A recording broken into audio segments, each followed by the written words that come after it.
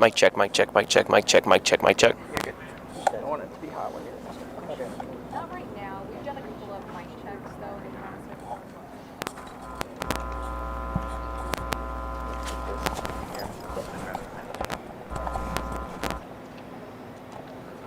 Yeah.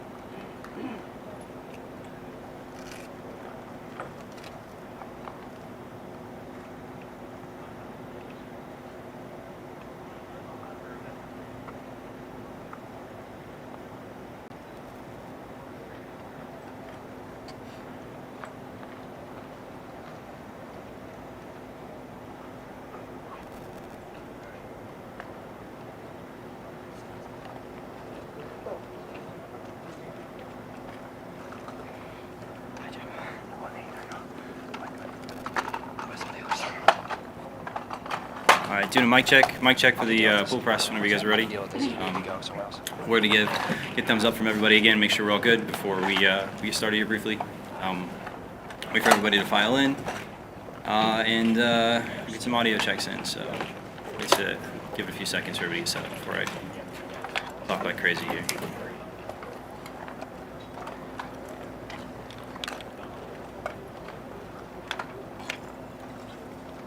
The mults are line level. For when you plug in, the mults are line level. Preferably you try to use the split sixes that are there, or the red mults that are there. Is this fine? Set up here? Don't try to use that box on the ground anymore. There's not really much left in that, so use the split sixes or the red mults on the ground, please. All right, doing some checks for you guys. Thank you Make sure you can see everything here, everything just fine. The pool folks, just give me a thumbs up when you guys are all good on audio and everything. Same with we'll just start from left to right. Just everybody give me a thumbs up. Make sure everybody's good to go. Awesome. That way we're not struggling last minute here. Okay, pool folks, are you guys good? See pool cam? Yep. You're good? Okay, awesome. I'm gonna get out of here. Sweet.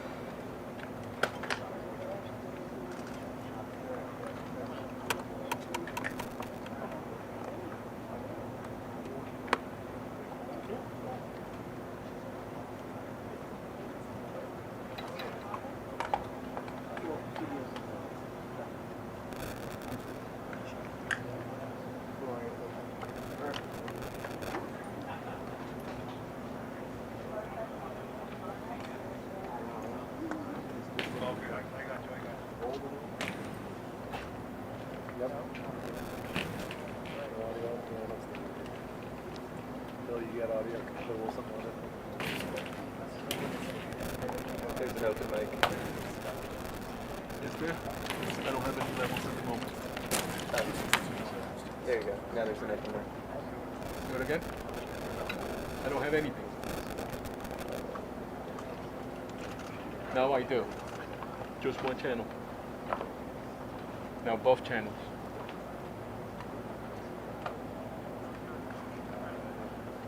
Alright, we got the pool.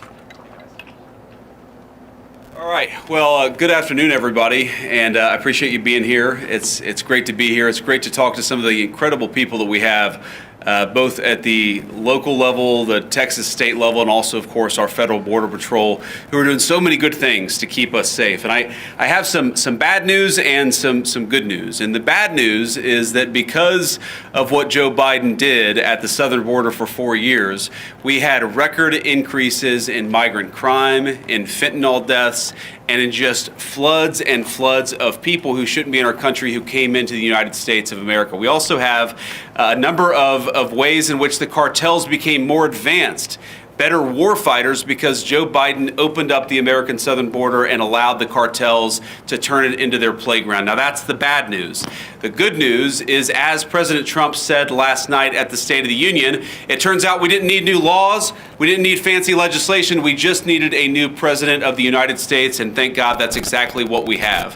And I will say that the most heartening message that I take away from my visit here at the Texas border is the number of Border Patrol agents who have come up to me and said thank you, or said because of this, we've cut the number of border crossings from 1,500 a day to 30 a day. Or the people who have come up and said we've seen a reduction in 85% of the number of people who are dying at the American southern border. And every single day that we continue to keep this border safe, that means less migrant crime, that means less fentanyl coming into our communities, that means more safety and security for the people of the United States of America. And of course, we know the border problem, the border crisis under Biden's administration was a national crisis, but it acutely affected the communities right here. And I've already heard heartbreaking stories of people who are still picking up the pieces, local mayors who are still dealing with the budgetary consequences of what the Joe Biden administration allowed to happen at the American southern border. And that, too,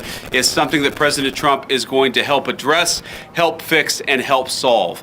Now, I wanted to bring Secretary Hegseth and Director Gabbard at DNI down here because, one, I obviously enjoy their company, and it's good to have them down here with me looking around today. But unfortunately, we know that because of what's happened, the border crisis has become a matter of national intelligence, and it's also become something that requires the Department of Defense to engage with. I was talking with Paul Perez earlier.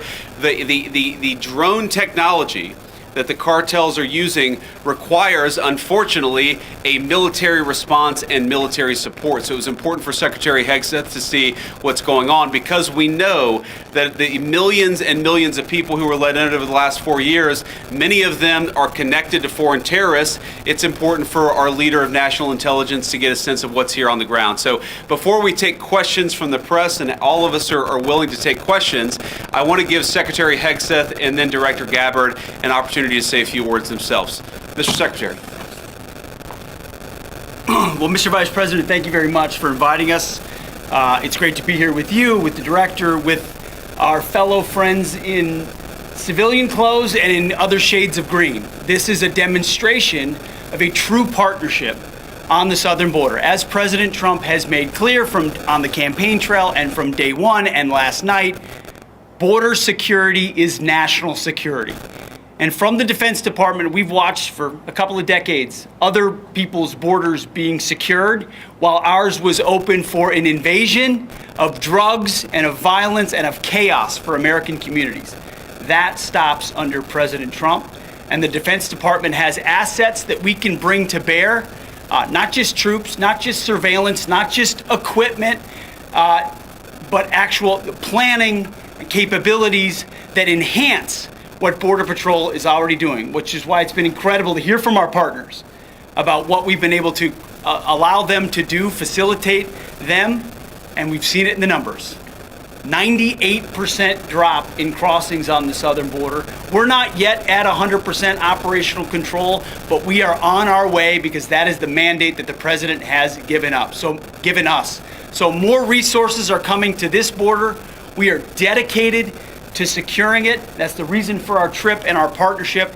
And I want to thank all the men and women who've been doing it recently in uniform, who have been doing it a long time right here, have dedicated their lives to securing the American people. And at the Defense Department, we are committed to continuing to being a big part of it. So, Mr. Vice President, thanks for having us. Absolutely, man. Appreciate Thank you.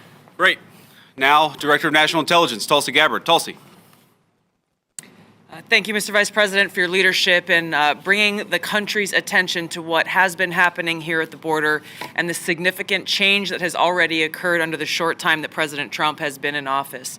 Really, what you're seeing here today and what you'll continue to see is a unified effort across President Trump's national security team, the Department of Homeland Security, towards our mission, which is to ensure a safe, free, and prosperous society for Americans. As Director of National Intelligence, there are a number of areas where we are focused. The President talked about in his speech, over 21 million people have come across our borders illegally under Joe Biden's administration. There are many of them that we don't know who they are. They have not been vetted. We don't know where they are. I'll give you one quick example of one of the problems that we are getting after. From Central Asia, there were over 4,000 people who came across our borders using an ISIS-affiliated network. Our National Counterterrorism Center went through and identified those individuals. There were hundreds of them who were either known terrorists or associated with known terrorists. That information was provided to the Biden administration. You may remember in some of the news, a little over 100 of those people were arrested in 2024. Of those who were arrested, only 8 were either deported or remained in custody. Only 8. The rest of them were released back into our country. Where are they? What are they doing? What may they be plotting? This is just the beginning. There are many, many areas that we need to stay very focused on, working with Department of Homeland Security, working with the FBI to ensure that we're keeping the American people safe. Our Counterterrorism Center is working on making sure that we have that single source for vetting so that we can figure out who is actually in our country and identify those who pose a threat and get them removed. The president's designation of the cartels as foreign terrorist organizations falls directly into this, especially as we're seeing some of the tactics that these cartels are using reflect some of the tactics that we've seen used by Islamist terrorists in countries that many of us have served in overseas. Our mission is very clear. Our objective is to keep the American people safe. I'm grateful to be a part of this team that President Trump has assembled to accomplish that mission. Thank you. Great. So before I take questions, let me just say 2 final things. First of all, the reason why we've seen, as Pete said, a 98% reduction of border crossings, the reason why this particular site has gone from over 1,500 crossings per day to 30 crossings per day is because President Trump has empowered and, in fact, demanded that his whole government take the task of border control seriously. And that's exactly what we're doing. And of course, and this leads me to my final point before we take questions, it is impossible to do without the men and women on the ground who are actually doing the hard work. They just want to be empowered to do their jobs. President Trump has made that possible. So from the bottom of my heart and for a grateful nation, to every person I've met here today, thank you for working hard on the American people's business. It's been an honor to be with you. It's been an honor to see what you do, and we're going to keep on supporting you over the next 4 years. Congressman Gonzalez, thank you for being here, and thank you for your leadership. And now we'll take some questions from reporters. Sir.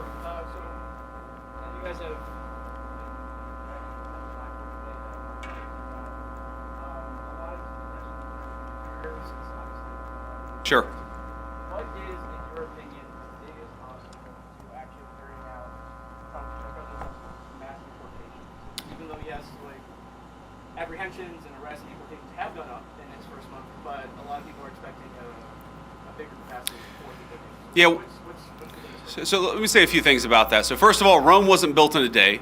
And we have seen pretty significant increases in deportations and apprehensions and arrests. But we have to remember that President Biden gutted the entire immigration enforcement regime of this country. We are trying to rebuild so that we actually empower people to enforce the immigration laws of the American people. It is common sense. It's what the American people want us to do.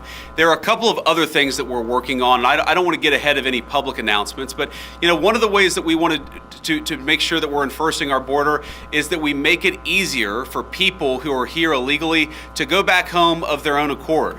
We don't want to have to go around and arrest every person, but we will enforce the American people's immigration laws. If you're here illegally, the message from our administration is you should go back home, and if you want to come to the United States, apply through the proper channels.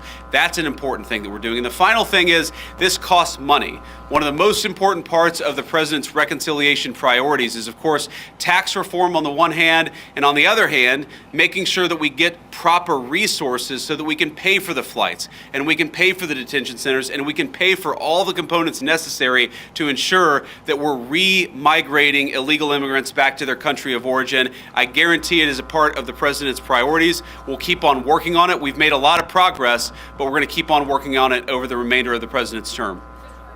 Yeah, go ahead. Mr. Vice President, I want to ask you about border wall and tariffs. But first on the border wall, how do you and the president... Could you say your outlet, by the way, when you guys ask questions? Yeah, Reagan Reese, Daily Caller. Thank you. How do you and the president define success this term with the border wall, and how much of the southern border wall needs to be walled off before Trump moves office? Well, look, I think the president's hope is that by the end of the term, we build the entire border wall. And of course, that's the physical structure of the border wall itself. But we even heard today, there are so many good technological tools, so many great artificial intelligence enabled technologies that allow us, for example, a camera, not a person, but a camera picks up somebody 2 miles away who's about to come across the southern border. Maybe it's livestock, right? Maybe it's a critter in the desert. Maybe it's a human being with a weapon on their back. We're using artificial intelligence to make us better at the job of border enforcement, but we've got to make sure that technology is deployed across the entire American southern border. We're going to do it as much as we can, as broadly as we can, because that's how we're going to protect the American people's security. President, on this last Yeah, go ahead. last time they were paused because they deployed 10,000 troops to the border. What can they do this time to make the tariffs go away? Well, what the president has said is we need a sustained commitment from the government of Mexico to take the job of border security seriously. Fentanyl is the single largest cause of death among young Americans, and we know that a substantial portion of it is, the precursors are made in China. They come to Mexico, they're manufactured in Mexico and brought across the border by the Mexican drug cartels. We want to see fewer Americans dying of these terrible fentanyl overdoses, when we're going to apply as much leverage as possible to the Mexican government as possible. In some ways, look, the president obviously cares deeply about the American people. He serves the American people first. I actually think he's doing a huge favor to the people of Mexico, because if they don't get control of these cartels, the people of Mexico are going to wake up in a narco state where the cartels have more power than their own government. President Trump is trying to help. The Mexican government needs to take this issue of immigration enforcement seriously. Mr. Vice President, Mr. Vice In President. the back, yeah. Mr. Vice President, Ali Go ahead. Bradley, News Nation. So since the designation of the cartels as terrorists, does that give the United States a green light to go into Mexico and to strike them there? I mean, right now, obviously, they've stricken the Houthis in Yemen, so why not, when we see cross-border violence, go after them in Mexico? And my second question is about the designation. I'll follow up on this. Go ahead and ask the second question. Why isn't the Juarez/La Línea cartel designated when it's in one of the most deadliest places on the planet? Juarez has been designated as one of the deadliest cities. It's right across from El Paso. We've talked to community leaders. They say we know Juarez cartel's operating in the U.S. and so are their affiliates. We don't even want to talk about it out loud though, because it will put a target on our back. They're scared. Border Patrol even thought they were designated, but they're not. The So- State Department didn't tell me why. So on that, we're looking at additional organizations. Obviously, this is the determination of whether to determine a particular organization a terrorist organization is something that we consult with our leaders of the Department of Defense. We also consult with our friends in other governments. We maintain the optionality to designate further organizations, terrorist organizations, if we feel that we need to in order to protect the American people. And I think President Trump has made it very clear he's not going to be shy about designating some of these cartel organizations as terrorists if he thinks he has to protect the American people. Your first question was about. Oh, sorry, yeah. So look, I'm not going to make any announcements about any invasions of Mexico here today. The president has a megaphone, and of course he'll speak to these issues as he feels necessary. But what designating cartel organizations allows us to do is deploy the full resources of the United States military to engage in serious border enforcement. Of course, the president is going to make the determination about how we deploy those forces. But our hope is that Mexico takes this job seriously. We don't want to have negative relationships with the Mexican government. We want the Mexican government to help itself, but also in the process to help the American people by taking these organizations seriously. It's going to destabilize the entire country of Mexico, the entire government, if they don't take it more seriously. We're hopeful that they will. And if they don't, then of course, we'll figure out what to do from there. Mr. Vice President, Mr. Vice President. Right here. So, you just mentioned something about invasion of Mexico. Is there any talk or any thoughts about actually U.S. military forces going into Mexico? No. Next Mr. Vice question. President. On tariffs, are any other industries other than automotive reaching out to you guys to carve out special deals? And did the automotive industry know this was coming before today? Well, a number of industries have reached out to us to ask us for exceptions to the tariffs, but I think the president's been very clear here that he wants the tariffs to apply broadly. He doesn't want to have 500 different industries getting 500 different carve-outs, and the way to avoid application of the tariffs is to have your factory and have your facility in the United States of America. That is the way. Invest in America. That is how you will avoid being penalized by these tariffs. Sir. Vice President, KSAT 12, John Paul Barajas. You've been talking about the improvements that your administration has done here with the crossings. Can you talk about the decline prior to President Trump taking office under the Biden administration? Well, I think like so many Americans, apparently members of the Mexican drug cartel figured out in November and December after the election that Joe Biden was asleep at the wheel and they had to be dealing with the then president-elect and now president. If you look at what drove the declines before the inauguration, people will tell you they knew that Donald Trump was coming back into office. They knew he was going to take border enforcement seriously. And so they were already getting ahead of actually cutting down those illegal crossing numbers. We saw that from the Mexican government, of course, because we were threatening some economic sanctions against them. But we also saw it from the cartels themselves. And even today, because of course it doesn't, it takes a little time to get from the deepest parts of Central America to the American southern border. What we often find is that there are massive numbers of illegal immigrants who have already started to make the trek and have decided, you know what, because Donald Trump's president, we're going to go back home. We heard today about a Honduran group of migrants who decided they're just going to go back home because they recognize that under Donald Trump's leadership, we take border enforcement seriously. Thank you all. Take care. What more needs to be done to remove the tariffs? Thank you very much.